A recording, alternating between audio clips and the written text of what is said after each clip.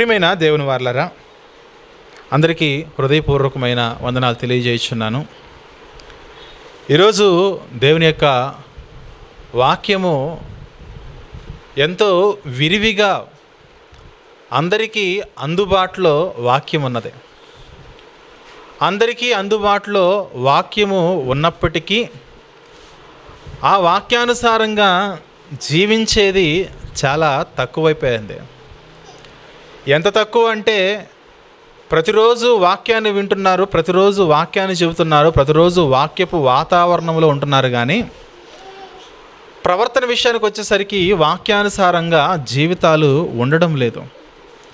అప్పుడప్పుడు సహోదరులు వారు మాట్లాడుతున్న మాటలను బట్టి, వారు చేస్తున్న క్రియలను బట్టి వారిలో మనలో కొన్ని వాక్యానికి వ్యతిరేకమైన మాటలు, వాక్యానికి వ్యతిరేకమైన కార్యాలు చోటు చేసుకుంటూ ఉన్నప్పుడు అసలు విన్న వాక్యం అంతా ఏమైపోతుంది అనే ఆలోచన వస్తూ ఉంటుంది అన్నమాట. అయ్యో, ఎంతో గొప్పగా వాక్యం చెప్తున్నారు కదా, ఎన్నో గొప్ప ప్రసంగాలు వింటున్నారు కదా, మన చేతుల్లో బైబిలే ఉన్నది కదా, యూట్యూబ్ ద్వారా, సోషల్ మీడియా ద్వారా ఎన్నో దేవుని యొక్క వర్తమానాలు వింటూ ఉన్నారు కదా, అసలు విన్న వాక్యము ఎటెళ్ళిపోతున్నది, విన్న వాక్యము ఏమైపోతుంది అనే సందేహము, అనే ఆందోళన నా హృదయంలో ఎల్లప్పుడూ కూడా వస్తూ ఉంటుంది.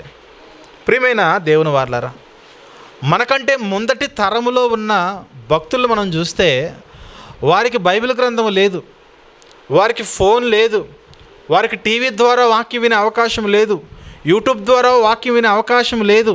అయినా కూడా వారు విన్న వాక్యము తక్కువ అయినప్పటికీ కూడా వారి జీవితాల్లో దేవుని కొరకు వారు సమర్పించుకుని దేవుని కొరకు బ్రతికిన జీవితాలు ఎన్నో ఉన్నాయి. ప్రియమైన దేవుని వారలారా, ఈరోజు ఇంత ఎక్కువ వాక్యం వింటున్నా కూడా ఈ విన్న వాక్యం అంతా సరే ప్రవర్తన విషయానికి వచ్చేసరికి ఏమైపోతుంది అనే సందేహము వస్తూ ఉన్నది. ప్రియులారా, ఎందుకు ఇంత బలమైన వాక్యాన్ని వింటూ కూడా ఎందుకు పాపాలు చేస్తూ ఉన్నాం? ఇంత బలమైన వాక్యం వింటూ కూడా ఎందుకు బూతులు మాట్లాడుతున్నారు? ఇంత బలమైన వాక్యం వింటూ కూడా ఎందుకు ఇలాంటి అఘాయిత్యాలు చేసుకోవాలి? ఇంత బలమైన వాక్యం ఉండి కూడా దేవుని పట్ల మనం ఎందుకు ఆధారపడలేకపోతున్నాం? ఇంత బలమైన వాక్యం ఉండి కూడా మన హృదయాన్ని, మన శరీరాన్ని మనం ఎందుకు వాక్యం యొక్క, దేవుని యొక్క ఆధీనంలో మనం ఎందుకు ఉంచుకోలేకపోతున్నాము? విన్న వాక్యం అంతా ఏమైపోతుంది? కొన్ని సందర్భాల్లో పిల్లలకి మంచి ఆహారం పెడుతూ ఉంటాము, వారు ఎంత తిన్నా సరే బక్కగానే ఉంటారు. అప్పుడు తల్లికి ఒక డౌట్ వస్తుంది, తిన్న ఆహారం అంతా ఎటు వెళ్ళిపోతుంది నాయన అని అడుగుతారు. అవునా? బాగా పెడుతున్నామండి, కానీ వీడు చూస్తే ఇలాగే బక్కగా ఉంటున్నాడు, తిన్నదంతా ఎటుపోతుందో అంటూ ఉంటారు. కొన్ని సందర్భాల్లో హాస్పిటల్లో మందులు వేసుకుంటాం, మందులు వేసుకున్నా సరే ఆ రోగం తగ్గదు. రోజు గోళీల మీద గోళీలు, ట్యాబ్లెట్ల మీద ట్యాబ్లెట్లు, సిరపుల మీద సిరపులు తాగుతున్నాం, కానీ వేసుకున్న ట్యాబ్లెట్లన్నీ కరెక్ట్గా వేసుకుంటున్నాం, కానీ రోగం తగ్గి సావట్లేదు. అసలు వేసుకుంటున్న మందులన్నీ ఏమైపోతున్నాయో అనే సందేహం వస్తుందా? వస్తుంది. కొంతమంది బండ్లు ఉంటాయి, వాహనాలు, బైక్స్, 100 రూపాయలు పెట్రోల్ కొట్టిస్తే అలా ఇలా రాగానే అయిపోతుంది అనమాట. డౌట్ వస్తుంది, అరే ఇంతకుముందే 100 రూపాయలు వేసాను, పెట్రోల్ అప్పుడే అయిపోయింది, వేసిన పెట్రోల్ అంతా ఏమైపోయింది అనే సందేహం వస్తుందా? వస్తుంది. అంటే జరగాల్సిన క్రియ, అది ఫుడ్ విషయంలో కానీ, టాబ్లెట్ విషయంలో కానీ, పెట్రోల్ విషయంలో కానీ వేయాల్సిన మోతాదులో వేసిన తర్వాత కూడా దాని యొక్క ఫలితము ఏమాత్రం కూడా సరిగా లేకపోతే మనకు ఎలాగైతే డౌట్ వస్తుందో, వేసిన పెట్రోల్ అంతా ఏమైపోయింది, సరిగ్గా మైలేజ్ రాలేదు, వేసుకున్న ట్యాబ్లెట్లన్నీ ఏమైపోయి ఆరోగ్యం సరిగా కుదుట పడట్లేదు, తిన్న ఆహారం అంతా ఎటు వెళ్ళిపోతుంది, పిల్లడికి చూస్తే బలం రావట్లేదు అని ఎలాగైతే సందేహం వస్తుందో, ఒక సేవకునిగా నాకు కూడా ఒక సందేహం వస్తుంది.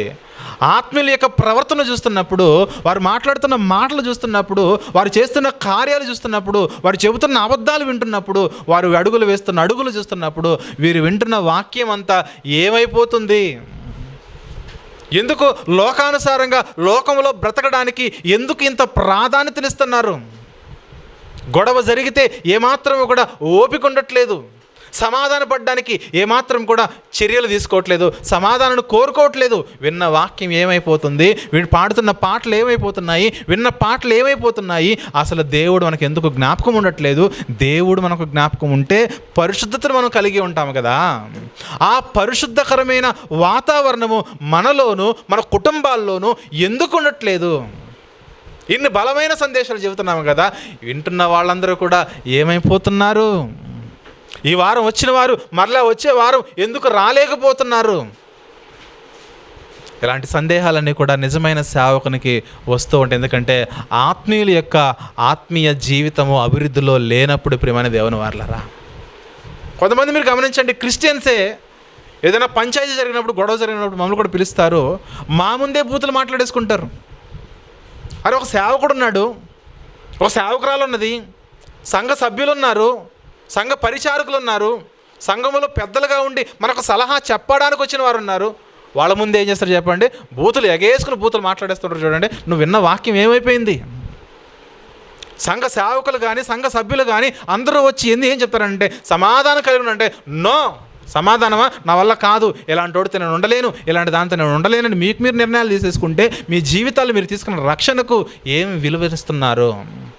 ఎక్కడ పరిశుద్ధకరమైన జీవితాలు ఎక్కడున్నాయి చెప్పండి? చిన్న సమస్య రాగానే, ఇద్దరు వ్యక్తుల మధ్య చిన్న గొడవ రాగానే అక్కడ మాటలు కోటలు దాటితే చూడండి, అయ్యో మనం దేవుని సంబంధులము, మనం దేవుని పిల్లలము, దేవునికి విధేయత కలిగి మాట్లాడాలి, దేవునికి విధేయత కలిగి తగ్గించుకుని ఉండాలి, అవసరమైతే ఓర్చుకోవాలి అని ఎన్నో ప్రసంగాల ద్వారా చెప్పబడుతూ ఉన్నా ఈ పంచాయతీల్లో మాత్రం ఏమాత్రం కూడా తగ్గకుండా బ్రతుకుతున్నారు. చూడండి, నేను అడుగుతున్నాను, విన్న వాక్యం అంతా ఏమైపోతుంది? ఈ చెవిలో నుంచి విని ఈ చెవిలో నుంచి వదిలేస్తున్నారు కదా. ఎస్, ఈ చెవిలో నుంచి విని ఈ చెవిలో నుంచి వదిలేస్తే నీకు సంఘం ఎందుకు, నీకు దేవుడు ఎందుకు, నీకు భక్తి ఎందుకు, నీకు బైబిల్ ఎందుకు చెప్పు? అందుకే ఈ చెవిలో విని ఈ చెవిలో వదిలేసే వాళ్ళకి బైబిల్ అవసరం లేదు, బైబిల్తో పని లేదు, వాక్యాలతో సంబంధం లేదు. ఈ చెవి ద్వారా విని ఈ హృదయంలో భద్రపరుచుకుని ఈ మైండ్లో ఆలోచనల ద్వారా దేవునికి నేను దగ్గరగా బ్రతకాలంటే ఎంత కష్టాన్నైనా నేను ఓర్చుకోవాలి, ఎంత శ్రమనైనా సరే ఓర్చుకోవాలి. అది భార్యాభర్తల మధ్య కానీ, కుటుంబంలో కానీ, సంఘంలో కానీ, సహవాసంలో కానీ, ఏ విషయంలో ఉన్నా సరే ఎలాంటి శ్రమైనా సరే నేను ఓర్చుకోవాలి అనే ఆలోచన ఉండాలి. మన భక్తిని కాపాడుకోవడం అంటే అదే కదా. అందుకే ప్రియమైన దేవుని వారలారా, మన జీవితాల్లో మనకు వచ్చిన శ్రమను చూసి మనం ఎక్కువగా భయపడిపోయి అయ్యో నా జీవితం ఏమైపోతుందని భయపడిపోతున్నావు కదా. దేవుడు ఇక్కడ 93వ కీర్తనలో మాట్లాడుతున్న మాట మనం చదవాలి. 93వ కీర్తనలో 3వ వచనం చదువుదాం ప్రియులారా. 93వ కీర్తన 3వ వచనం చూస్తే, వరదలు ఎలుగెత్తెను, యెహోవా వరదలు ఎలుగెత్తెను, వరదలు తమ అలలను హోరెత్తునట్లు చేయుచున్నవి, విస్తార జలముల ఘోష కంటెను, బలమైన సముద్ర తరంగముల ఘోష కంటెను, ఆకాశం నందు యెహోవా బలిష్ఠుడు. దాన్ని చదువుతున్నప్పుడు మనకి ఏమర్థం అని చెప్పినా, ఒరే మనిషి, నువ్వు సముద్ర తరంగాలకి నువ్వు భయపడుతున్నావు కదా, సముద్ర తరంగముల యొక్క ఘోషకు భయపడుతున్నావు కదా, విస్తార జలాలకు నువ్వు భయపడుతున్నావు కదా, వరదలకు నువ్వు భయపడుతున్నావు కదా. ఈ వరద కంటే, సముద్ర తరంగాల కంటే, సముద్రంలో జలాల కంటే ఆకాశముందున్న దేవుడు ఎంతో బలవంతుడు. ఆ దేవునికి నువ్వెందుకు భయపడట్లేదు అని అడుగుతున్నాడు దేవుడు ఇక్కడ. దేవుడు ఎంతో బలవంతుడు ఆయన. ఆ బలవంతుడికి నువ్వెందుకు భయపడట్లేదు? భయపడాలి కదా. భయపడి ఆయన సన్నిధికి చేరి పరిశుద్ధంగా నువ్వు జీవించాలి కదా. భూమి మీద ఉన్నంత కాలము కూడా ఆయన సన్నిధిలో నువ్వు పరిశుద్ధంగా జీవించాలి కదా అంటున్నాడు దేవుడు ఇక్కడ. అంతే కదా. 4వ వచనం చదివాం కదా. 5వ వచనం చూస్తే, 5వ వచనంలో, నీ శాసనములు ఎన్నడూను తప్పిపోవు యెహోవా, ఎన్నటెన్నటికీ పరిశుద్ధతయే నీ మందిరమునకు అనుకూలము. ఎన్నటెన్నటికీ పరిశుద్ధతయే నీ మందిరమునకు అనుకూలము. ఈరోజు భూమి అనేది ఆయన సన్నిధి అయితే, ఆయన సన్నిధిలో బ్రతుకుతున్న మనకు పరిశుద్ధత అనేది అనుకూలంగా ఉండాలి. అలా కాకుండా పరిశుద్ధతకు వ్యతిరేకమైన కార్యాలు చేస్తే అది పాపం అంటుంది. కాబట్టి ఆ పాపం విషయంలో ఎంత జాగ్రత్తగా ఉండాలి నాయన. ఒక సముద్రంలో అలలకు భయపడుతున్నావు, సముద్రంలో నీటికి భయపడుతున్నావు, జలాలకు భయపడుతున్నావు, ఆ సముద్రం యొక్క ఘోషకు భయపడుతున్నావు కదా, సౌండ్కి. వాటికంటే ఎంతో బలిష్ఠుడైన దేవునికి భయపడి పాపానికి ఎందుకు దూరంగా ఉండలేకపోతున్నారని అడుగుతుంది లేఖనం. ప్రియమైన దేవుని వారలారా, విన్న వాక్యం ఏమైపోయింది? దేవుని గురించి ఎన్నో వర్తమానాలు చెప్పిన వారు ఈరోజు పడిపోతున్నారు. ఎన్నో వాక్యాలు విన్నవారు తప్పిపోతున్నారు. మేము సత్యవాక్యంలో ఉన్నాము అన్నవారు కూడా ఈరోజు పడిపోతున్నారు. మేము సత్యములో నుండే పుట్టాము అన్నవాళ్ళు కూడా తప్పులు చేస్తూ ఉంటే ఏంటి సత్యమును వినడం వల్ల నీకు ప్రయోజనం చెప్పు? నువ్వు విన్న వాక్యం ఏమైపోయింది? కొన్ని సందర్భాల్లో తిన్న ఆహారము వాంతి అయిపోతుంది. మనకు కూడా అలా వాంతి చేసుకుంటున్నామా? తిన్న వాక్యాన్ని మనం వాంతి చేసేస్తున్నామా బయటికి?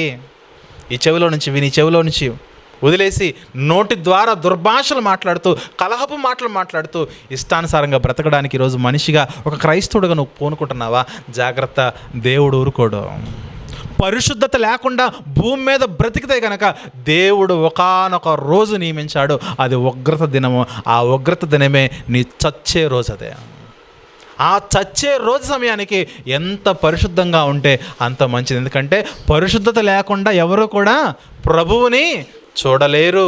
చూద్దాం ఒకసారి హెబ్రీ పత్రిక, హెబ్రీలకు రాసిన పత్రిక 12వ అధ్యాయము. హెబ్రీలకు రాసిన పత్రిక 12వ అధ్యాయం 14వ వచనం చూద్దాం. ప్రియమైన దేవుని వారలారా, హెబ్రీలకు రాసిన పత్రిక 12వ అధ్యాయము 14వ వచనం చూస్తే, అందరితో సమాధానమును పరిశుద్ధతయు కలిగి ఉండటకు ప్రయత్నించుడే. అందరితో అన్నాడు చెప్పండి? అందరితో అన్నాడు. అందరితో అంటే ఆ అందరిలో భార్య ఉంటుంది, ఆ అందరిలో భర్త ఉంటాడు, ఆ అందరిలో అత్త ఉంటుంది, ఆ అందరిలో మామ ఉంటాడు. అందరితో నువ్వు పరిశుద్ధతను కొనసాగించాలి. ఆ అందరితో నీ ఇరుగు పొరుగు వారు ఉంటారు. ఈ భూమి మీద నీకు ఎవరితోనైతే సమస్య ఉన్నదో, నీకు భూమి మీద ఎవరితో గొడవ ఉన్నదో, ఆ గొడవ ఉన్న అందరితో కూడా నీవు పరిశుద్ధతయు సమాధానమును కలిగి ఉండుటకు నువ్వు ప్రయత్నం చేయాలి. ఎందుకంటే ఈ మనుషులతో నువ్వు సమాధాన పడకుండా, దేవుని సన్నిధిలో బ్రతుకుతున్న నీవు పరిశుద్ధత లేకుండా ప్రభువును చూడడం అనేది అసాధ్యమైన చర్య. ప్రియమైన దేవుని వారలారా, బైబిల్ ఇంత చక్కగా చెబుతూ ఉంటే మనుషుల మధ్య సమాధానం ఉండట్లేదు చూడండి. ఇంకా ఆ మాత్రం దానికి ఎందుకు చర్చకు రావడము, ఆ మాత్రం దానికి ఎందుకు ప్రార్థన చేయడము? ఇతరులతో నువ్వు సమాధానం కోరుకోకుండా నీ జీవితం అంతా బ్రతుకుతున్నావు కదా, ఆ మాత్రం దానికి ఎందుకు దేవుడు నీకు? నువ్వు విన్న వాక్యం ఎటెళ్ళిపోతుంది? నువ్వు చదివిన బైబిల్ ఏమైపోయింది? నువ్వు నమ్ముకున్న దేవునికి నువ్వు ఇస్తున్న విలువేంటి? సమాధానం లేకుండా ఎంతకాలం బ్రతుకుతావు? దేవుడు చెప్పిన మాట, కోపపడుడి కానీ పాపము చేయకండి. సూర్యుడు అస్తమించే సమయానికి నువ్వు సమాధాన పడిపోవాలి. ఇద్దరు వ్యక్తుల మధ్య ఉన్న ఆ యొక్క కల్మషం ఏదైతే ఉన్నదో, ఆ యొక్క సమస్య ఏదైతే ఉన్నదో, ఆ సమస్యను తీసివేసి ఇక మీద ఇద్దరు మీరు సమాధానం కలిగి ఉండాలి. ఇవి మన జీవితాల్లో జరగనప్పుడు ఇంకెందుకు మనం క్రైస్తవులుగా జీవించడము? ఇంకెందుకు ఈ ఆత్మీయ జీవితము? ఇంకెందుకు ఈ భక్తి జీవితము? ఇంకెందుకు యేసుక్రీస్తు వారి యొక్క పేరు పెట్టుకుని నేను కూడా క్రిస్టియన్ అని చెప్పుకోవడం ఎందుకు ప్రయోజనం చెప్పండి ప్రియమైన దేవుని వారలారా?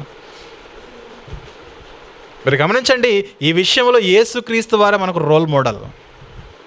ఆయన్ని ఒకరు కొట్టారు, ఒకడు తన్నాడు, ఒకడు ఉమ్మేశాడు, ఒకడు గాయపరిచాడు, ఒకడు కొరడాలతో కొట్టేసి చీరేస్తున్నాడు, ఒకడు సిలువను మోపాడు. కొంతమంది అనేక మంది యూదులందరూ కూడా కేకలు వేస్తున్నారు, చంపేయండి చంపేయండి చంపేయండి అని. లోకమే వ్యతిరేకంగా ఆయనకి కోడై కూసినా సరే ఆయన మాత్రము ఎక్కడా కూడా ఎవరిని కూడా ఒక్క పల్లెత్తు ఒక మాట కూడా అనలేదు ప్రియమైన దేవుని వారలారా. అనకుండా ఏం చేశారు చెప్పండి? తండ్రి వీరేమి చేయించున్నారో వీరు ఎరుగరు కనుక వీరిని క్షమించి ఇదిగోనైనా వీరందరినీ కూడా సమాధానంగా చేర్చుకోవాలని అడుగుతున్నాడు. మనుషులను దేవునితో సమాధాన పరిచిన వాడు యేసుక్రీస్తు వారు. ప్రియమైన దేవుని వారలారా, ఆయన యొక్క మాదిరిని మనం పొందుకోవాలి. మనుషులతో సమాధానపరిచింది, మనుషులతో దేవునితో మనుషులను సమాధానపరిచింది యేసుక్రీస్తు వారి యొక్క శిలువ త్యాగం. ప్రియమైన దేవుని వారలారా, ఆ త్యాగానికి సాదృశ్యమైన ఆయన కార్చిన రక్తంలో మనం కడగబడ్డామే. ఆయన కార్చిన రక్తాన్ని ప్రతిరోజు ప్రతి సందర్భంలో స్వీకరిస్తున్నామే. ఏంటి? యేసుక్రీస్తు యొక్క శరీరాన్ని తిని ఇన్ని తప్పులు చేస్తే, ఇన్ని పాపాలు చేస్తే ఏంటి ఆ యొక్క శరీరానికి మనం ఇచ్చిన విలువ? ఆయన రక్తాన్ని తాగిన తర్వాత మనం మరలా మన సొంత కార్యాల్లో మన పాపాల్లో మన నోటిని కానీ మన హృదయాన్ని కానీ కంట్రోల్లో ఉంచుకోకుండా ఇష్టానుసారంగా మాటల మీద మాట్లాడుకుంటూ పోతే ఏం ప్రయోజనం చెప్పండి ప్రియమైన దేవుని వారలారా? ఎవరికి ప్రయోజనం? భక్తిలో మనం ఉన్న స్థితిని మీరు గమనించాలి. పరిశుద్ధత చాలా ప్రాముఖ్యమైనదే. చాలామంది అనుకుంటున్నారు దేవుడు ఏం చేయట్లేదు కదా, ఇదిగో అబద్ధాలు చెప్తున్నాను దేవుడు ఏం చేయట్లేదు కదా, ఇదిగో వ్యభిచార సంబంధమైన ఆలోచనలు కలిగి ఉన్నాను దేవుడు ఏం చేయట్లేదు కదా, ఇదిగో భార్యను మోసం చేస్తున్నాను దేవుడు ఏం చేయట్లేదు కదా, ఇదిగో భర్తతో సమాధానంగా లేను దేవుడు ఏం చేయట్లేదు కదా. దేవుడు ఏం చేయట్లేదు కదా అని నువ్వు పాపాల మీద పాపాలు చేస్తున్నావా? అదే దేవుడు మాట్లాడుతున్న మాట చూద్దాం ఒకసారి. యెషయా గ్రంథములోని 57వ అధ్యాయములో, యెషయా గ్రంథము 57వ అధ్యాయము ప్రియమైన దేవుని వారలారా, యెషయా గ్రంథం 57వ అధ్యాయము 11వ వచనము చూద్దాం. 11వ వచనం చూస్తే, యెషయా గ్రంథం 57:11 చూస్తే, ఎవనికి జడిసి భయపడనందున ఆ సంగతిని మనస్కరింపకపోతివి. దేవుడు మాట్లాడుతున్న మాట. ఆ సంగతి నువ్వు ఎందుకు మనస్కరింపలేకపోతివి? నువ్వు కళ్ళలాడి నన్ను జ్ఞాపకము చేసుకొనకపోతివి. ఎందుకంటే బహుకాలము నుండి నేను మౌనముగా ఉండినందుననే కదా నీవు నాకు భయపడట్లేదు అని అడుగుతున్నాడు దేవుడు ఇక్కడ. నా నామం ఎరిగిన, నా నామం పెట్టబడిన జనులు కూడా దేవుడు అంటున్నాడు, నాకు భయపడకపోతే నేను సైలెంట్గా ఉన్నాను, నా ముందు తోక జాడిస్తున్నావా, నీ తోక కట్ చేస్తాను, నేను చంపేస్తా, జాగ్రత్త అంటున్నాడు. ఒకానొక దినం రాబోతున్నది, అది యేసుక్రీస్తు యొక్క 2వ రాకడ లేదా నీ మరణ దినము. ఈ రెండు ఒకటే. ఎందుకంటే యేసుక్రీస్తు యొక్క రాకడ ఎప్పుడు జరగబోతుందో తెలియదు, కానీ మన మరణ దినం అనేది ఒకటి ఉన్నదిగా, ఆ మరణ దినము కూడా రాకడతో సమానంగా భావించాలి. ఎందుకంటే మరణ దిన సమయానికి నా హృదయ పవిత్రత ఎంత ఉన్నదో మనం ఆలోచించాలి ప్రియులారా. మరణ దినము వచ్చే సమయానికి నా హృదయ పవిత్రత ఎలా ఉన్నది, ఈరోజే చచ్చిపోతే నా పరిస్థితి ఏంటన్న ఆలోచన కలిగి ఉండాలి. ఈరోజే నా చివరి రోజైతే నేను ఎక్కడికి వెళ్ళిపోతాను అనే ఆలోచన ఉండాలి. అందుకే దేవుడు అన్నాడు, ఒరే నువ్వు ఇన్ని పాపాలు చేస్తున్నావు కదా, నువ్వు భయపడట్లేదా? ఎందుకంటే నేను సైలెంట్గా ఉన్నానని, నా కృప చూపిస్తున్నానని, నా ప్రేమ చూపిస్తున్నావని నీ ఇంతగా నువ్వు ఈ అల్లరితో పేటరేగిపోయి ఇష్టానుసారంగా పాపాల మీద పాపాలు చేస్తున్నావా? నువ్వు నాకు భయపడవా అని అడుగుతున్నాడు దేవుడు ఇక్కడ. అదే కదా, నేను బహుకాలం నుండి మౌనముగా ఉండినందునే కదా నీవు నాకు భయపడట్లేదు. నువ్వు దేవుని సన్నిధికి వచ్చి నీ నీతి ఎంతో నేనే తెలియజేస్తాను, నీ క్రియలంతో నీకు నిష్ప్రయోజనమగినప్పుడు, నీకు నిష్ప్రయోజనం. నువ్వు ఇప్పుడు ప్రభా నేను పాట పాడాను ప్రభా నేను వాక్యం చెప్పాను ప్రభా నేను వాక్యం విన్నాను ప్రభా, నో నో నో నీ ప్రవర్తన సరిగా లేదు కాబట్టి నీ క్రియలు నిష్ప్రయోజనము. ఒకానొక దినం రాబోతుంది, తప్పించుకునే సామర్థ్యము నీకున్నదా అని అడుగుతున్నాడు ఇక్కడ. ఎందుకు? ఈరోజు తప్పు చేస్తే ఈరోజు దేవుడు శిక్షించట్లేదని ఈరోజు మనిషి తప్పుల మీద తప్పులు, పాపాల మీద పాపాలు చేసుకుంటూ ఇష్టానుసారంగా బ్రతికేస్తున్నాడు. సమాధానం లేకుండా బ్రతికేస్తున్నారు. ఇళ్లలో గొడవలకు ఆద్యం పోస్తున్నారు. చిన్న చిన్న గొడవలకు కూడా అక్కడ పెట్రోల్ పోసి నిప్పంటి చేస్తున్నారు. దానివల్ల కుటుంబాల్లో అనేకమైన కలహాలు, శోధనలు, ఇబ్బందులు, ఎన్నో ప్రతికూలమైన వాతావరణాలు. ఎందుకు కుటుంబాల్లో ఇన్ని ప్రతికూలమైన సమస్యలు ఉండాలి? మనకు అర్థమేంటి చెప్పనా? దేవుని భయము బొత్తిగా లేకపోవటను బట్టియే. దేవుని భయము అస్సలు మన జీవితాల్లో లేకపోవటను బట్టియే ప్రియమైన దేవుని వారలారా. అందుకే 50వ కీర్తనలో కూడా దేవుడు మాట్లాడుతున్న మాట చూద్దాం. 50వ కీర్తన 16వ వచనం చూస్తే, ఇదిగో వాక్యము వింటూ కూడా భక్తిలో సరిగా లేని భక్తిహీనులతో దేవుడు మాట్లాడుతున్నాడు. ఓరే నా కట్టడలను వివరించడానికి నీకేం పనిరా? ఏమంటున్నాడు? క్రైస్తవులం అయ్యి ఉండి మనం ఎగేసుకుని వెళ్ళిపోతాం కదా సువార్త చెప్పడానికి, అనేక మంది మార్చేయడానికి కదా, సువార్త చెప్పడానికి, వాక్యం చెప్పడానికి, ఇక్కడ నిలబడడానికి చాలా కుతూహలంగా ఉంటాం కదా. నీలో ప్రవర్తన లేకపోతే నా మాటలు చెప్పడానికి నీకేం పని రా అని అడుగుతున్నాడు దేవుడు ఇక్కడ. చాలామందికి ఇంట్రెస్ట్ ఇక్కడ నిలబడి వాక్యం చెప్పడానికే. దేవుడు మాట్లాడుతున్న మాట ఇదే. భయం రావాలి. ఇక్కడ నిలబడి మాట్లాడుతున్నప్పుడు ఈ మాట, నేను చెబుతున్న మాట నా జీవితంలో చేస్తున్నానా లేదని భయం కలిగి చెప్పాలి ఇక్కడ నిలబడి వాక్యం చెప్పేవాళ్ళు. అందుకే ఈ స్థానం అందరిది కాదు. ఇది ఎందుకు ఈ స్థానంలో నిలబెట్టడానికి ప్రోత్సాహం చేస్తామంటే, ఈ స్థానంలో నిలబడేవాడికి కొంచెం భయం ఉంటుంది. ఆ భయం కలిగినప్పుడైనా సరే జాగ్రత్త కలిగి భక్తిని మార్చుకుంటాడు, ప్రవర్తన మార్చుకుంటారని అనేక మంది ఇక్కడ నిలబడి వాక్యం చెప్పే ప్రయత్నాలు ఇవే. అడుగుతున్నాడు దేవుడు ఇక్కడ, ఒరే నీ జీవితంలో ఏ రోజు కూడా వాక్యానుసారంగా మాట్లాడినోడువు కావు, వాక్యానుసారంగా ప్రవర్తించినోడువు కావు, వాక్యానుసారంగా జీవించినోడువు కావు, నా కట్టడలను వివరించుటకు నీకేం పని? తర్వాత, నా నిబంధన నీ నోట వచించదవేమి? నా మాటలు చెప్పడానికి అసలు నీకు ఏం అర్హత ఉంది? ఎందుకంటే నీలో పాపాలు ఉన్నాయి. ఆ పాపాలు వాక్యము ద్వారా చెప్పబడుతూ ఉన్నాయి, కానీ చెప్పబడినా కూడా నీవు వాటిని సరి చేసుకోవడం లేదు. అందుకే దిద్దుబాటు నీకు అసహ్యము కదా, నీవు నా మాటలను నీ వెనకకు త్రోసేస్తున్నావు. జనాలకేమో ముందు చెప్పేస్తున్నావు, నీ ప్రవర్తనకు వచ్చేసరికి నా మాటలు నీవు వెనక్కి పోసేస్తున్నావు. ఓహో ఈ మాటలు నాకు కాదులే, ఈ మాటలు నాకు కాదులే, ఈ మాటలు నాకు కాదులే. ఏది పరిశుద్ధత? దేవుని కొరకు మనం బ్రతుకుతున్న స్థితిగతులు ఎలా ఉన్నాయి? ఏం బ్రతకగలుగుతున్నావు దేవుని కొరకు? ఎలా బ్రతకగలుగుతున్నావు దేవుని కొరకు?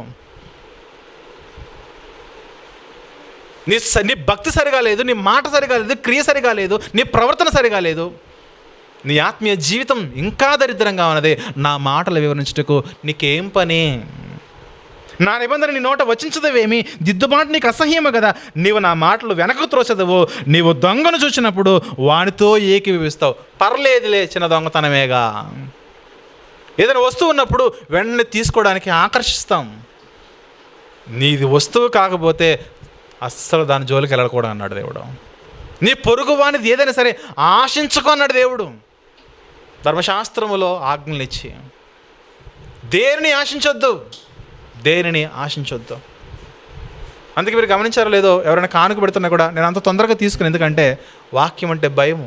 ఎందుకంటే అవతల వాళ్ళ పరిస్థితులు ఎలా ఉన్నాయో, వాళ్ళ కుటుంబ పరిస్థితులు ఎలా ఉన్నాయో, ఏంటి వాళ్ళ యొక్క దీనస్థితి ఎలా ఉన్నదో, పర్లేదండి తీసుకోండి అని వాళ్ళు ఒత్తిడి చేసినప్పుడు మాత్రమే నేను తీసుకోవడానికి ఇష్టపడతాను. ప్రియమైన దేవుని వారలారా, గమనిస్తున్నారా? ఇక్కడ అంటున్నాడు, దొంగను చూసినప్పుడు వానితో ఏకీభవించదవు, వ్యభిచారులతో నీవు సాంగత్యము చేస్తున్నావు, కీడు చేయవలని నీవు నోరు తెరుచుచున్నావు, నీ నాలుక కపటము కల్పించుచున్నది. పక్కోడిని ఇరికించేయడంలో చాలా ప్రావీణ్యం కలిగిన వారమే. పక్కన వాళ్ళని అపహాస్యం చేయడంలో, పక్కన వాళ్ళ మీద జోకులు వేయడంలో మనకు బాగా ఇంట్రెస్ట్ ఎక్కువ. వ్యభిచారం చేస్తున్న వారితో సాంగత్యం చేయడము మనకి ఇంట్రెస్ట్ ఎక్కువ. వ్యభిచార సంబంధమైన ఆలోచనలు కలిగి ఆత్మీయ జీవితాన్ని కొనసాగించడము ఇంట్రెస్ట్ ఎక్కువ. నీకేం పని నా మాటలు చెప్పడానికే? నీకేం పని? నీకు అధికారం ఎవరిచ్చారు? నీ నోరు తెరిస్తే అబద్ధాలే, నీ యొక్క హృదయం తెరిస్తే అంత వ్యభిచారమే ఉన్నది. ఎక్కడ చూసినా కపటపు మాటలే, బూతులే మాట్లాడుతున్నావు కదా, నీకేం పని? దేవుని సన్నిధిలో ఉండి మాటలు చెప్పడానికి, సువార్త చెప్పడానికి నీకేం పని? నీకేం పని?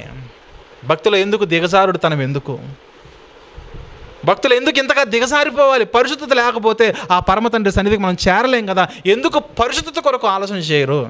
పరిశుద్ధంగా జీవించాలి, సమాధానంగా బ్రతకాలని దేవుని లేఖలు ఏవైతే చెబుతున్నాయో వాటి ప్రకారంగా మనం ఎందుకు బ్రతకలేకపోతున్నాం ఉంటుంది లేఖనం. ప్రియమైన దేవుని వాళ్ళారా, గమనిస్తున్నారా? ఇది వేదన, ఇది నా వేదన కాదు, దేవుని ఆ వేదన. ఇదే దేవుని ఆవేదనలో చెబుతున్న మాట. రే నీ బ్రతుకు బాగున్నప్పుడు నువ్వెందుకురా నా మాటలు చెబుతున్నావు అంటున్నాడు దేవుడు ఇక్కడ. తర్వాత 20వ వచనంలో, నీవు కూర్చుండి నీ సహోదరుని మీద కొండెములు చెప్పుచున్నావు. నీ సహోదరులు, నీ శరీర సంబంధమైన సహోదరులైనా, నీ ఆత్మ సంబంధమైన సహోదరులైనా ఈరోజు కంప్లైంట్లు ఎక్కువ. చూడండి, ఆయన అట్లా అండి, ఈయన ఎట్లా అండి, ఆయన అట్లా అండి అని కంప్లైంట్స్. అదే అంటున్నాడు కదా, నీ తల్లి కుమారుని మీద అపనిందలు మోపుచున్నావు. ఇన్ని చెడ్డ కార్యాలు నీలో ఉండగా, ఇన్ని చెడ్డ పాపాలు నీలో ఉండగా దుర్భాషలు ఆడుతున్నావు, బూతులు మాట్లాడుతున్నావు, దూషణలు చేస్తున్నావు. ప్రేమ లేదు నీలో, ఓపిక సహనం అసలుకే లేదు, ఎదుటి వ్యక్తికి సాయం చేసే గుణం మొత్తానికే లేదు. దేవుని పరిచర్య కొరకు వాడబడదామన్న ఆలోచనలు అసలుకే లేవు. దేవుని పరిచర్య కొరకు మన సంపాదనలో కొంత భాగం ఇద్దామన్న ఆలోచనలు మొత్తానికే లేవు. దేవుడు చూస్తున్నాడు, చూస్తూ అని అంటున్నమాట 21వ వచనంలో, ఒరే ఇట్టి పనులు నీవు చేసినను నేను మౌనినై ఉంటేనే అందుకు నేను కేవలము నీ వంటి వాడనని నీవు అనుకుంటివా? నువ్వు ఇన్ని చేస్తున్నా నేను సైలెంట్గా ఉంటున్నానంటే నా సైలెన్స్ను చూసి ఓకే దేవుడు ఏం చేయట్లే, దేవుడు కూడా మనలాంటోడేలే అని అనుకుంటున్నారా? No no no never. అది ఎప్పటికీ జరగదు. మనుషుడా, నువ్వు పాపము చేసిన వాడివైతే నీవు వేరు, నువ్వు పరిశుద్ధంగా బ్రతికిన వాడివైతే నీకు నాకు సహవాసము అంటున్నాడు ఇక్కడ. నేను నీ వంటి వాడను కాదు, నువ్వు చేస్తున్న వాటిని చూస్తున్నానంటే నీ కొరకు నేను శాసనం రాస్తున్నాను. ఆ శాసనం వచ్చినప్పుడు నిన్ను ఎవరు తప్పించలేరు. నీ కొరకు ఒక మరణ శాసనం రాస్తున్నాను. ఆ శాసనాన్ని ఎవ్వరు కూడా తప్పించలేరు, తప్పించజాలరు. అంత శక్తి ఎవ్వరికీ లేదు. అదే కదా, అందుకు నేను కేవలము నీ వంటి వాడనని నీవు అనుకుంటివి, అయితే నీ కన్నుల ఎదుట ఈ సంగతులు నేను వరసగా ఉంచి గద్దిస్తా. వరుసగా అంటే దొంగతో నువ్వు ఏకీభవిస్తున్నావు, వ్యభిచారులతో సాంగత్యం చేస్తున్నావు, కపటపు మాటలు మాట్లాడుతున్నావు, నీ సహోదరుల మీద నిందలు మోపుతున్నావు, అపహాస్యము చేస్తున్నావు, దుర్భాషలు ఆడుతున్నావు. నువ్వు చేస్తున్న ప్రతి పాపములు ఏవైతే ఉన్నావో ఎల్ఈడి స్క్రీన్ మీద అన్నీ కూడా చూపించి వరుసగా ఇదిగో నాయన పలానా టైంలో, పలానా తేదీన, పలానా సంవత్సరంలో నువ్వు చేసిన దుష్కార్యం ఇవి నాయన చూడు, నీలాంటోడికి పరలోకంలో స్థానం ఉన్నదని నిన్నే అడుగుతాడు.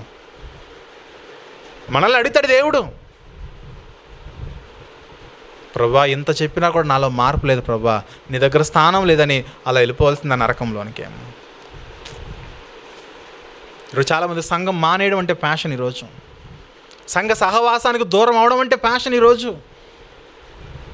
ఎందుకంటే ఈయన దేన సేవకుడు కదా, ఈయన వయసు తక్కువ కదా, మన వయసు ఎక్కువ కదా, ఆయన సంపాదన తక్కువ కదా, మన సంపాదన ఎక్కువ కదా, నా మీద అజమాయిషీ చేయడానికి చాలామంది ప్రయత్నిస్తూ ఉంటారు. నా మీద అజమాయిషీ చేస్తే దేవుడు ఊరుకోడు, జాగ్రత్త. నా మీద ఎలాంటి అధికారాన్ని చూపించాలనుకున్నా, నా మీద ఎలాంటి అజమాయిషీ చేయాలన్నా దేవుడు ఊరుకోడు. ఎందుకంటే ఇవి దేవుని ఆలోచనలో నడుస్తున్న పరిచర్య. నాకు డబ్బులు లేవు, అందుకే మిమ్మల్ని అడుక్కుంటున్నాను, దయచేసి హాల్ కొరకు ఒక 1000 రూపాయలు ఇవ్వండి అని. నా సొంత ఖర్చుల కొరకు నేను చేస్తున్నది కాదు, అదే పరిచర్య కొరకు. అలాంటి కార్యాల్లో మనం మన చేతులు ముందేయలేకపోయాం అనుకోండి, హాస్పిటల్కి వెళ్ళి 5,000 10,000 తగలేసే నీవు దేవుని పరిచర్య కొరకు ఒక 1000 రూపాయలు నువ్వు ఇవ్వలేకపోతున్నావా? దేవుడు ఊరుకుంటాడా? నా పరిచర్య అభివృద్ధి కొరకు ఒక సేవకుడు ఒకరోజు అడిగాడు, నువ్వు ఇవ్వలేకపోయావు. దేవుడు అడుగుతాడు, ఒకరోజు వరస పెట్టి అడుగుతాడు, జాగ్రత్త. అందుకే సేవకుడు ఎక్కువగా అడిగే స్థితిలో సేవకుడు ఉంచకూడదు. వారి యొక్క పరిచర్యను చూసి, పరిచర్య భారాన్ని ఆలోచన చేసి మన వంతు మనగా, అయ్యో ఈరోజు నాకు అన్నీ ఏ పని ఆపుకుంటున్నాను, రెంట కట్టుకోవడం ఆపుకుంటున్నానా, తినడం ఆపుతున్నానా, నా బట్టలు కొనుక్కోవడం ఆపుతున్నాను, నా పిల్లల చదువుల కోసం ఫీజులు ఆపుతున్నానా, దేన్ని ఆపట్లేదు కదా. దేవుని సంఘానికి ఇచ్చే ఆ 1000 రూపాయలు నేను ఎందుకు ఆపాలి అన్న ఆలోచన మనలో ఉండాలి. దేవుడు అడగట్లేదా? నేను బహుకాలం నుంచి మౌనంగా ఉన్నందుకు నీ ఇష్టానుసారం నువ్వు ప్రవర్తిస్తున్నావు అని అడుగుతున్నాడు దేవుడు ఇక్కడ. అందుకే అంటున్నాడు అందుకు నేను కేవలము నీ వంటి వాడను నీవు అనుకుంటివి, అయితే నీ కన్నుల ఎదుట ఈ సంగతులు నేను వరసగా ఉంచి నిన్ను గద్దించదను. దేవుణ్ణి మరచువారులారా, దేవుని సంఘాన్ని మరిచిపోయేవారులారా, దేవుని సహవాసాన్ని మరిచిపోయేవారులారా, ఏమంటాడు ఇక్కడ? దీనిని యోచించుకొనుడి, లేని ఎడల నేను మిమ్మును చీల్చివేయుదును, తప్పించు వాడెవడును. ఏమన్నాడు అక్కడ? ఏమన్నాడు?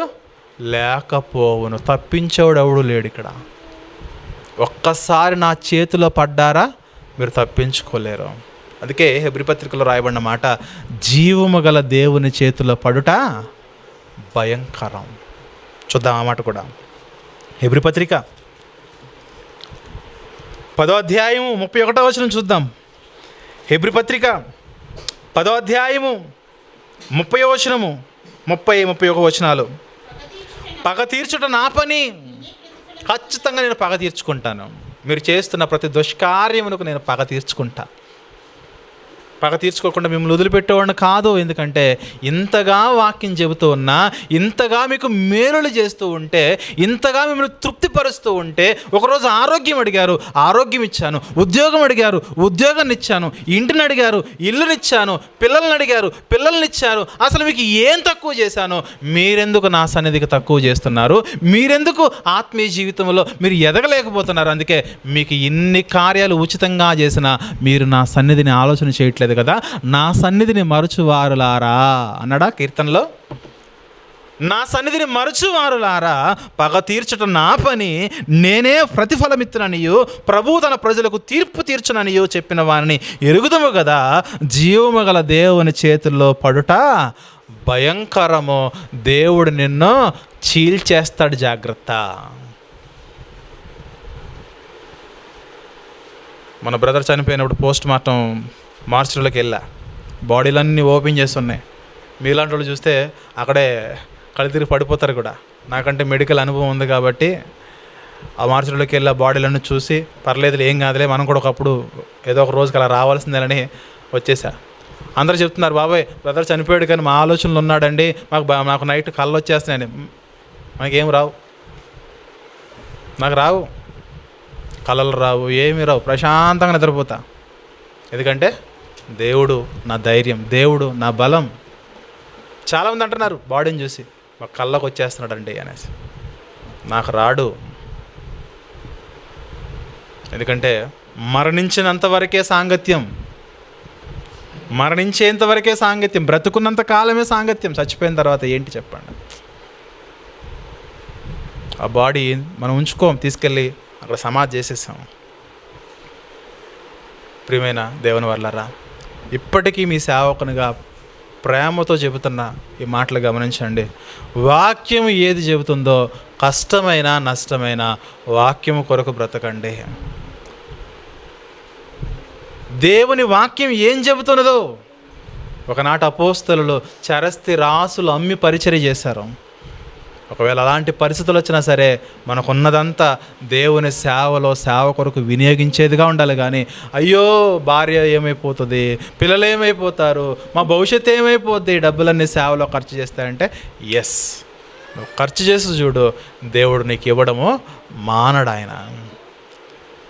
అందుకే ప్రియమైన దేవుని వాళ్ళరా, పరిచర్య సంబంధమైన విషయాల్లో ఎలాంటి అవసరతలున్నా సంఘముగా మనమే ఒక్కొక్క చెయ్యేసుకుని మనం ముందుకు తీసుకెళ్ళాలి. ఏమాత్రం కూడా మన చేతిని వెనకబెట్టామా, పిసినారితనము దేవుని సేవలో చూపించామా, నీ జీవితాంతము కూడా నెలకు నెల ఆ జీతం కొరకు ఎదురు చూడాల్సిందే. కొన్ని సందర్భాల్లో జీతం ఆగిపోతే నీ జీవితం ఆగిపోయే పరిస్థితులు కూడా వస్తాయి. అందుకే దేవుని విషయాల్లో ఎవరు కూడా ఏమాత్రము కూడా అశ్రద్ధ చేయకండి. ఇది తీవ్రత కలిగి చెబుతున్న మాటలేవే. మన ఆత్మీయ జీవితాలు బలంగా ఉండాలని చెబుతున్న మాటలేవే. భవిష్యత్తు బాగుండాలని చెబుతున్న మాటలేవే. ఇన్ని చెప్పినా నా తోక నాదే, నేను జాడించుకుంటూ వెళ్తానన్నావా? సామెతల గ్రంథం 29వ అధ్యాయము, సామెతల గ్రంథం 29వ అధ్యాయమా, ఎన్ని మారులు ఏమన్నాడు చెప్పండి? గద్దించిన 29వ అధ్యాయము సామెతల గ్రంథములో 29వ అధ్యాయము మొదటి వచనం చూస్తే, ఎన్నిసార్లు గద్దించినను లోబడని వాడు మరితిరుగు లేకుండా హఠాత్తుగా నాశనం అయిపోతాడు. ఎప్పుడు కూడా ఇలాంటి మరణం కోరుకోవద్దు. చాలామంది అనుకుంటారు హార్ట్ అటాక్ అండి మంచి మరణం అనుకుంటారు. దానంత దరిద్రమైన మరణం ఇంకోటి లేదు. అర్థమవుతుందా? వేరే ఏ మరణం వచ్చి, ఏదన్నా అనారోగ్యం వచ్చి చావడానికి కొన్ని రోజులు ఉందనుకోండి, మన జీవితాల్లో ఈ పులుపు ఉందో చూసావా, పులుపంతా చచ్చిపోతుంది. అంతే కదా? చాలామంది ఏమంటారు చెప్పండి, వీడికి చింత చచ్చింది కానీ పులుపు చావలేదంటారు. ఆ పులుపు ఎప్పుడు చచ్చిందో చెప్పనా? మనం మంచం మీద ఉండి, ఇదిగో నా పరిస్థితి ఇలా ఉన్నది, ఏంటి దేవా అని దేవుని వైపు చూస్తే ఆ రోజు చస్తుంది పులుపు. ఇలా హార్ట్ అటాక్ చచ్చిపోయారు అనుకోండి, ఆడికి పులుపు ఎక్కడ చచ్చుతుంది? చావదు. మార్పు చెందే అవకాశం ఉంటుంది హార్ట్ అటాక్ వచ్చే వాళ్ళకి. ఆ రోజు హార్ట్ అటాక్ వస్తుంది, హాస్పిటల్కి వెళ్తాము, వెళ్ళకముందే చచ్చిపోతాము. అంబులెన్స్లో ఉండగానే పోయిన వాళ్ళు ఉన్నారు, హాస్పిటల్కి వెళ్ళి సిలాయిని పెడుతూ ఉండగా పోయిన వాళ్ళు ఉన్నారు, అంబులెన్స్ వచ్చేలోగా పోయిన వాళ్ళు ఉన్నారు, ఆ నిద్రలో పోయిన వాళ్ళు కూడా ఉన్నారు. హార్ట్ అటాక్ అనేది మనకు రాకూడదు. బాగా గుర్తుపెట్టుకోండి, హార్ట్ అటాక్ అనేది మనకు రాకూడదు. ఎందుకంటే హార్ట్ అటాక్ అనేది మార్చుకునే అవకాశము లేదు, మార్పు చెందే అవకాశం ఇవ్వట్లేదు. ఈ యాక్సిడెంట్లో సడన్ డెత్ అనుకుంటారు కదా, అది కూడా రాకూడదు. మరణశయ్య మీద ఉండి భయంకరమైన పశ్చాత్తాపం, వేదన పడే సమయం మనకు ఉండాలి. ఏదైనా రోగం రావాలి, మరణశయ్య మీద ఉండి అయ్యా దేవా నేను చేసిన తప్పులు క్షమించు నాయన అని దేవుణ్ణి మనము వేడుకునేవారిగా ఉండాలి. ప్రియమైన దేవుని వారలారా, ఆ మరణం కోరుకోవాలి మనం, అలాంటి మరణం కోరుకోవాలి. అంతేగాని హఠాత్ మరణం అనేది మంచిది కాదు. చాలామంది అంటారు, అబ్బా ఏం మరణం అండి, హార్ట్ అటాక్, నిద్రలో నిద్ర, నొప్పి తెలియకుండా చచ్చిపోయాడండి. నొప్పి తెలియకుండా ఇక్కడ చచ్చిపోయావు, కానీ నీలో మార్పు లేనందున నరకంలో నిత్యము కూడా కాలిపోవాల్సిందే. ప్రియమైన దేవుని వారలారా, ఎవరు చచ్చిపోవాలి చెప్పిన? హార్ట్ అటాక్ వచ్చి పరిచర్య చేస్తూ నిస్వార్థంగా బ్రతుకుతూ పరిశుద్ధమైన వ్యక్తిత్వము, స్వభావం ఉండి విశ్వాసములో స్థిరులుగా ఉన్న వారికి హార్ట్ అటాక్ వస్తే బాగుంటుంది. విశ్వాసులకు కూడా దేవుడు అని దేవుని కోసం బ్రతుకుతారు చూసారా, అలాంటి వాళ్ళకి హార్ట్ అటాక్ వస్తే బాగుంటుంది.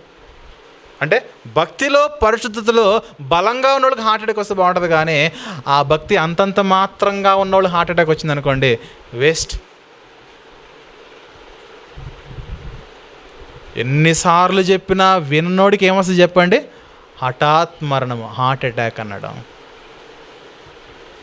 కాబట్టి ప్రియులారా, మన జీవితాల్లో దేవుడు చెప్తున్న మాటలు మనం గమనించుకోవాలి.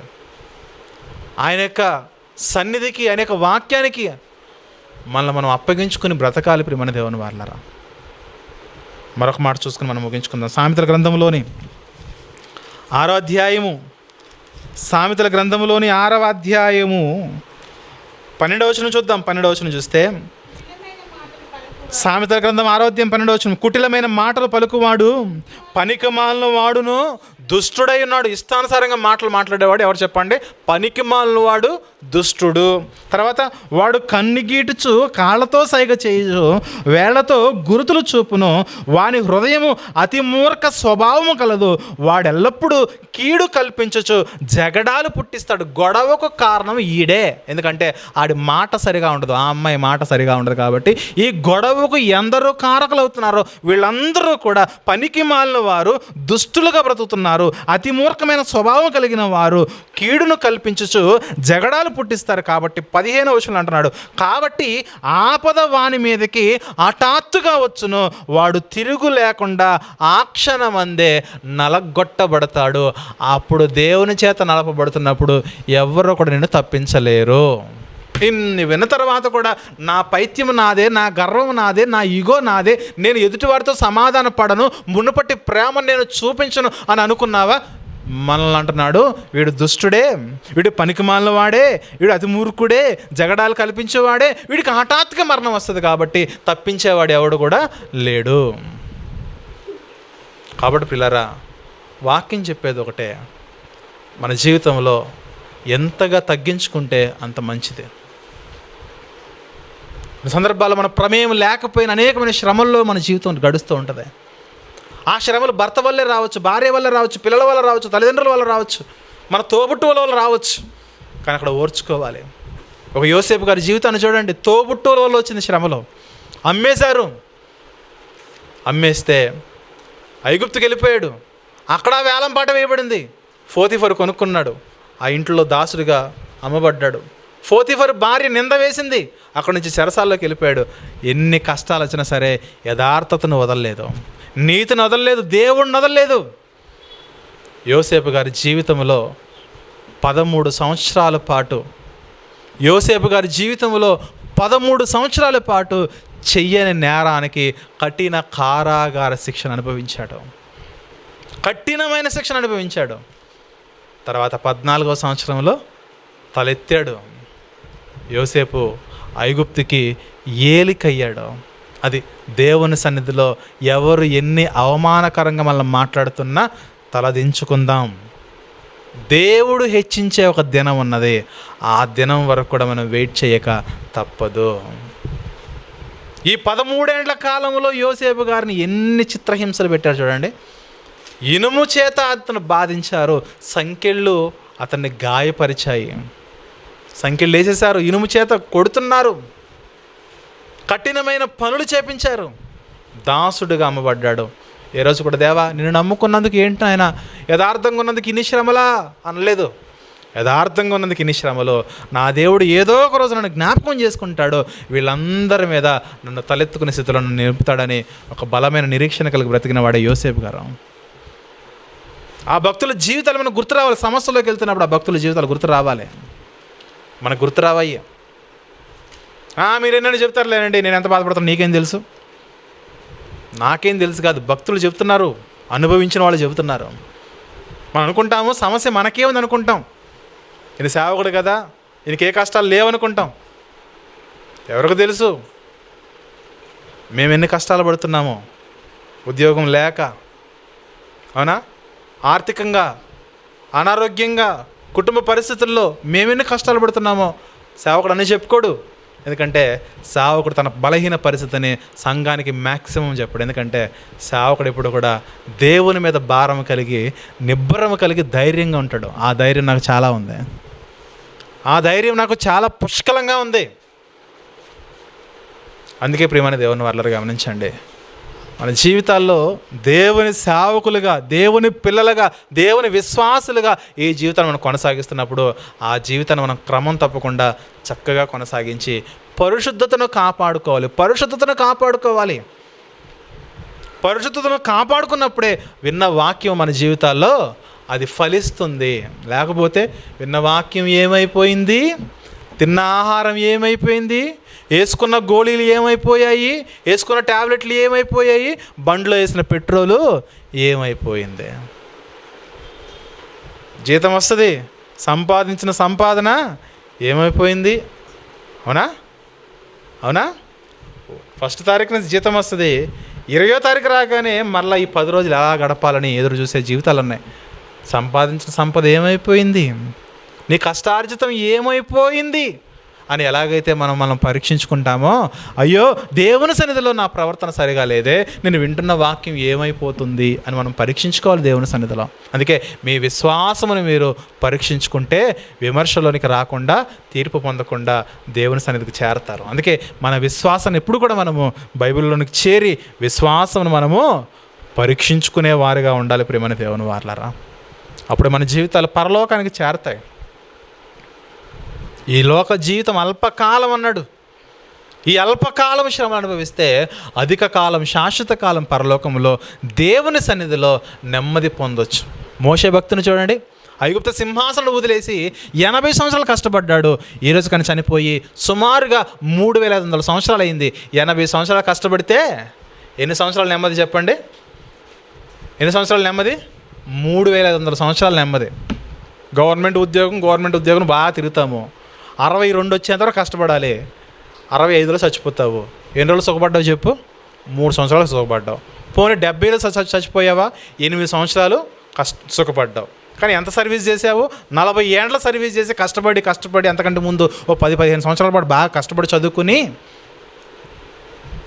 ఓవరాల్గా ఒక 60 సంవత్సరాలు కష్టపడితే నువ్వు ఎంత సుఖపడుతున్నావంటే, నీ రిటైర్మెంట్ అయిన తర్వాత ఒక 4 సంవత్సరాలు, 5 సంవత్సరాలు, 10 సంవత్సరాలు సుఖపడుతున్నావు. అలా కాకుండా దేవునిలో 80 సంవత్సరాలు కష్టపడండి, దేవుని యొక్క మాట కొరకు 80 సంవత్సరాలు కష్టపడండి. మోషే గారు చచ్చిపోయి 3500 సంవత్సరాలు అయింది. ఐగుప్తు సింహాసనం రాజు వద్దనుకున్నాడు, దేవుని కొరకు, యేసుక్రీస్తు యొక్క కొరకు నింద గొప్ప భాగ్యం అని ఎంచుకున్నాడు. 80 సంవత్సరాలు అనేకమైన కఠినమైన శ్రమల్లో తన జీవితాన్ని తీసుకెళ్ళాడు, చచ్చిపోయాడు. ఈరోజు నెమ్మది పొంది దేవుని సన్నిధిలో ఉన్నాడు. అది కదా శ్రేష్టమైన జీవితం అంటే. క్రొత్త నిబంధన భక్తులందరూ చూడండి, ఒక 30 సంవత్సరాలు 40 సంవత్సరాలు సేవ చేశారు, యేసుక్రీస్తు కొరకు బ్రతికారు. వాళ్ళు చచ్చిపోయే రోజుకి 1900 సంవత్సరాలు దాటిపోయింది.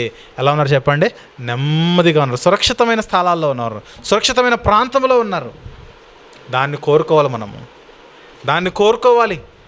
అప్పుడే మన జీవితాలు దేవుని కొరకు నిస్వార్థంగా ఫలిస్తాయి ప్రియమైన దేవుని వారలారా. కాబట్టి పరిచర్య కొరకు ఏ అవసరతలున్నా ముందుకు రండి.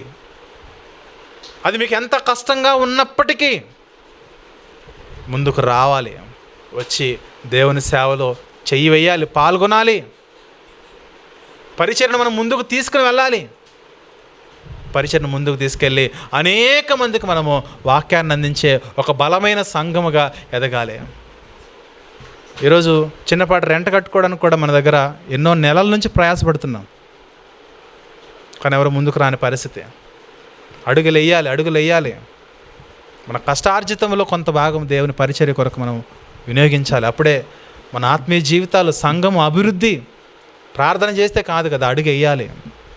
కాబట్టి ప్రియులారా, ప్రతి నెల ఏదైతే మనం అనుకుంటున్నామో దాన్ని ఇవ్వడానికి ప్రయత్నం చేయండి. ఏమాత్రం కూడా ఆపకండి. ఎందుకంటే మనం రెంట్ ఆపట్లేదు, తినడానికి ఆపట్లేదు, గ్రాసరీ ఆపట్లేదు, హాస్పిటల్ ఆపట్లేదు, ఏది వస్త్రాలు ఆపట్లేదు. కానీ దేవుని సన్నిధికి మాత్రం ఎందుకు ఆపాలని ప్రశ్నించుకోండి. పరిచర్ని ముందుకు తీసుకెళ్ళడానికి మీ వంతు కృషి చేసి ముందుకొచ్చి పరిశుద్ధంగా బ్రతకడానికి, ఇలాంటి వాక్యాలు మనం మాత్రమే కాదు అనేక మంది వినడానికి మనమందరం కూడా ఒక చక్కటి ప్రేరణ కలిగి పరిచర్ను మనము ముందుకు తీసుకెళ్దాం. ప్రియులారా, గమనించండి, పరిచర్ను ముందుకు తీసుకెళ్లాల్సిన బాధ్యత కేవలం నా మీద మాత్రమే కాదు, కానీ మీ మీద కూడా ఉన్నదనే వాస్తవం ఎరిగి ప్రవర్తించవలసిందిగా కోరుచున్నాను. ఈయన మాటలు ముగిస్తున్నాను. థ్యాంక్ యూ వెరీ మచ్ అండి.